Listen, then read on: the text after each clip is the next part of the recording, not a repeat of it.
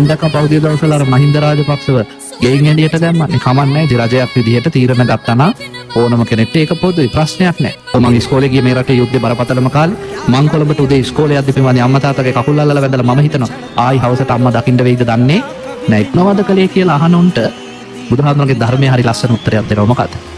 ගහක් හෙවන දුන්නා නම් අපිට ඒ හෙවන දීපු ගහේ කොළයක්වත් කඩන්න එපා කියලා අසත්පුරුෂකමක් කිව්වා. ඔන්න බුදුහාමුදුරන්ගේ ධර්මෙ මට කියන්න ඕනේ මහින්දගේ කතාව නෙමෙයි. මහින්දලව අපිට වැඩක් නැහැ.